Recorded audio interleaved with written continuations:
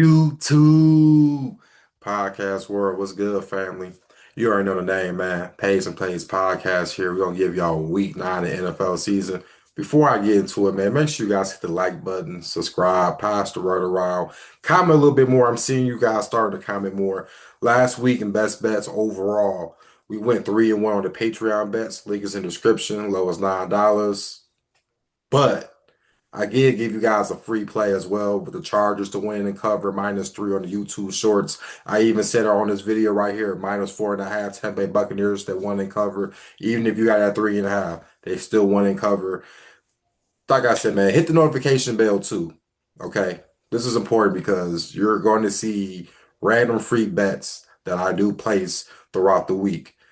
Last night, if you pay attention, we had NBA that cashed. We had college football last Saturday pass that cashed. So let's listen, NBA, NFL, college football. We'll be having college basketball coming soon. So trust me, you're gonna want to be paying attention to when I throw random bets. And listen, I understand, like I said, if you don't want to pay for picks, it's okay. It's understandable. Support the channel, like the content, enjoy the free picks that I've been giving out on the YouTube shorts that I've been cashing. So, I mean, there's no excuse now.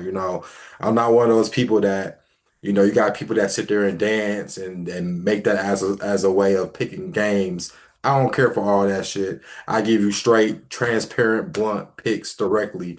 I mean, that's how we've been doing. Look what we've been doing.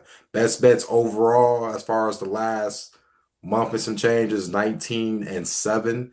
You can't make this up. The next time I'm on here, week 10, I give you the overall for this season. I have to go back and check that out. But as far as the last month and some change, we have been going 19-7 as far as best bets. And you can't beat that, bro. Especially when, I mean, it's been cashing. Even when I've been wrong, I've still been on the right side. We know this. I usually lose by a possession or so. It happens. It's football, it's sports, it's gambling. That's how it goes. So, enough of chit chat. Let's get right to it, though. We got Thursday night football. We got the Baltimore Ravens traveling to South Beach to take on the Miami Dolphins. Dolphins 7.5 point underdogs.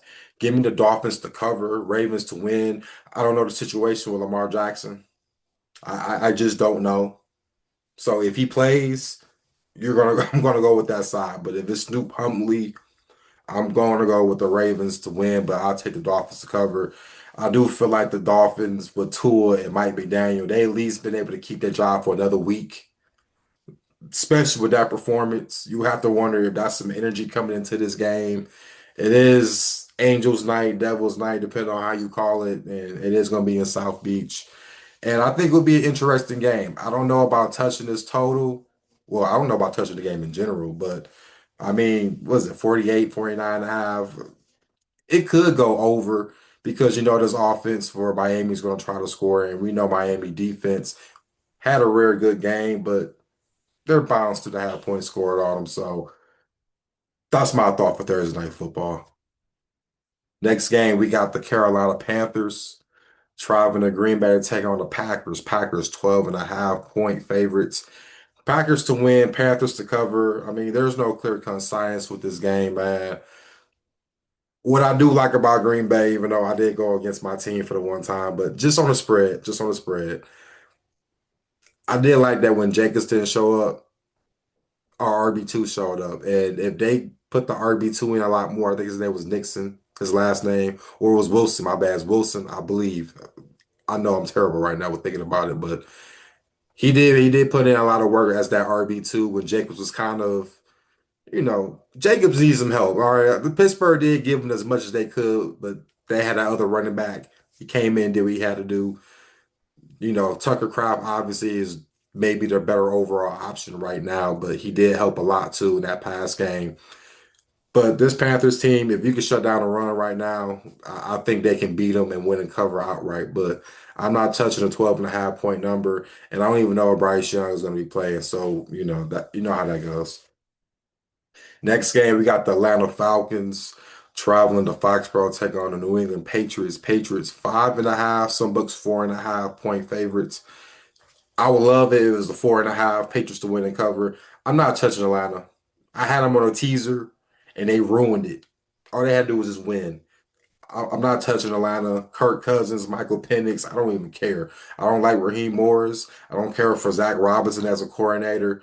Bro, Zach Robinson has been relevant since he was throwing touchdowns to Dez Bryant at Oklahoma State. How is this man an offensive coordinator? And this Patriots team has been rolling. I mean, I'm hearing discussions about Drake May could be an MVP candidate. Absolutely, absolutely. I don't see why he doesn't deserve the candidate. At least that type of recognition. I like what they've been doing. I like how this defense has been rolling. So I'm going to go with Patriots to win and cover outright. Next game, we got the Minnesota Vikings versus the Detroit Lions. Lions 8.5 point favorites. Give me the Lions to win and cover. This is a game, like I said, bro. They play good at home. They play great at home. I have to call props when props is due. And there is a little bit of a trend, though. I do want to say that while I'm going with the Lions, all right. And I'm not really the biggest trend person, but it's something to kind of eye out. So I remember last year, everyone talked about whoever the Lions played the previous week, that team didn't cover the spread. Well, this year, that's the version of the LA Chargers. Those teams don't cover the following week after they play them. We saw what happened with the Vikings against the Chargers. Now you got Vikings going to the Lions. JJ McCarthy is going to be back. Listen, he's still kind of figuring it out, but I don't know about this game. I see it's been juiced a little bit towards the Vikings way. If I can get a 7 before kickoff, I'll probably be going with the Detroit Lions, and I might make it the best bet. Just let you know that. Next game, we got the Indianapolis Colts at the Pittsburgh Steelers. Steelers plus 3 point underdogs. Give me the Colts to win and cover. This Steelers defense just got gassed at the second half. First half they played amazing against Green Bay, and then when I realized they couldn't cover tight ends because of the Sean Elliott injury, that tells me that I need to start taking Tyler Warren or his props, maybe in time touchdown with the Colts because I mean, bro, the matchups were perfect for this to happen, and I can see that happening. Jonathan Taylor, don't get me wrong, like I said, Pittsburgh run defense did play very well against Jacobs. I think they'll play decent against Jonathan Taylor, but like I said, bro, Tyler Warren up in the middle, do a little goal post. I don't see how anybody's catching them. So I would take the Colts to win and cover. This is a borderline because it was 2.5 and I was at -3. So I kind of do feel some way about that. Next game, we got the San Francisco 49ers travel to the Meadowlands to take on the Giants. Giants plus 2.5 point underdogs. Give me the 49ers to win and cover. However, I kind of shot myself in the foot and I'm betting this 47.5 total. I think now is at 48. I do think the Giants are a good over team. And I do think the 49ers will bounce back because honestly, they should have scored about maybe two more touchdowns against Houston. But, fluke stuff happens because that's how the league is. I do see the Giants scoring some touchdowns, at least maybe two touchdowns. If I can see San Fran scoring anywhere in the 30s, and if the Giants score about 17, 20 points, I don't see how the over don't hit because it's very capable. It's just very capable. This is how this game kind of set up. But I do like the 49ers to win and cover. I know everyone's about to say, West Coast team going to the East Coast time zone, but Kyle Shanahan know how to coach this team. The reason why I didn't pick them last week against Houston was because they were one of the biggest public dogs, and I just knew to fade them. Something just told me to fade them, actually. So, and actually, as I'll talk about this, let's go into this next game that I do think is going to be a big public dog this week. We got the Denver Broncos traveling to Houston to take on the Texans. Texans 1.5 point favorites. I'm going with Houston to win and cover. It was a big game last week for the Broncos to beat the Cowboys. I understand it was a big game. Bo Nix looked amazing. I get it. But now you're going to H-Town. They are underdogs, the Broncos, and I have a feeling they will be a big public dog this week. I feel like the public is going to be all hammering Denver, and that's when I go 1.5 with Houston. Hey, I wasn't scared to take it last week with Houston 1.5 against the 49ers. I see it happening this week. Nico Collins come back. He should be coming back. Christian Kirk, they lost two receivers last week and still won with rookie receivers and Dalton Schultz. So that tell you that this team is very capable. As long as they get their protection line, audibles and stuff working out, as long as they get the protection straight, they should be okay. Patrick Surtain Jr. is probably gonna be gone for like most of the rest of the season, I think, if anything. So 4 to 6 weeks, pretty much the remainder of the season to playoffs. Both defenses are good. Over under is like 39 and a half. I will flirt with over, maybe like a 23-20 game, whoever. That's just kind of how I can see it. And I don't know if they get Tank Dell back for this game. I don't know if he's out for I don't know if he's going to play this year, but if he does come back around this time, I know it's around that time when he might be eligible to play. Come on, man. I think they have a shot. Marks looks pretty good. Nick Chubb looks okay. I like the rookie Marks. He shows up when it matters. And CJ is now rolling out the pocket, scrambling for 5, 10 yards if he can. That's what we need him to do. That's what made him the number two overall pick when we found out he can do all this stuff. So Texas to win and cover. I do have a feeling Broncos will be a public dog this week.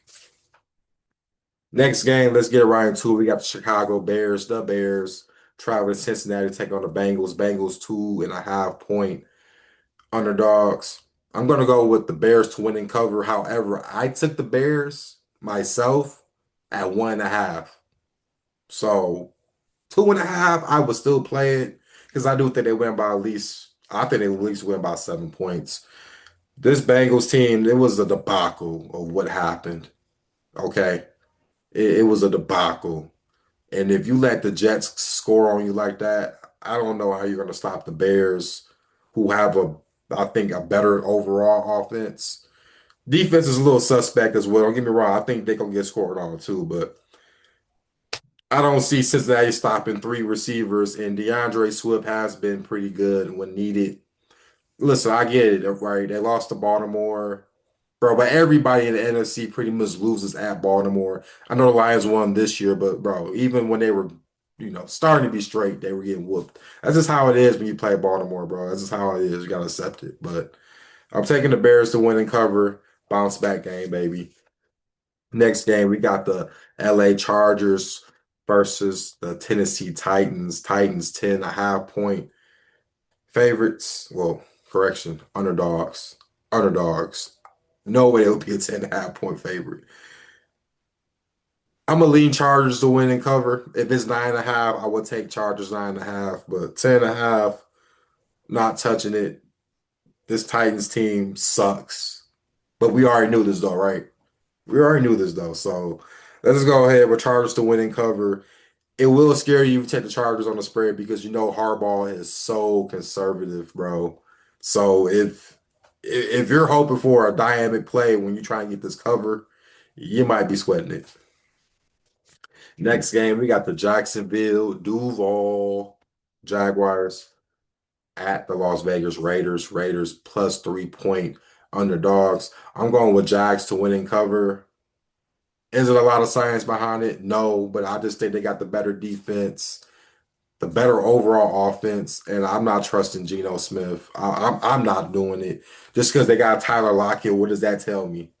That doesn't tell me anything.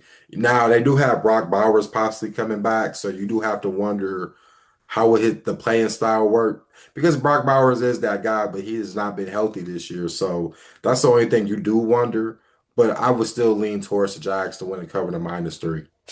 Make sure you guys hit the like button. Make sure you guys subscribe, man. Like I mentioned, Patreon, best bets, $9 a month. If not, like I said, check out the YouTube shorts on the notifications, bro, because winners have been cashing. Next game, we got the New Orleans Saints at the LA Rams. Rams 14.5 point favorites. I mean, Rams to win, Saints to cover. I mean, 14.5. Nah. It makes sense if you're going to take this spread to take 13.5 so they can win by 14. But 14.5, you're talking about they got to win by at least 17 points if you're being realistic on that idea. Nah, nah. You honestly.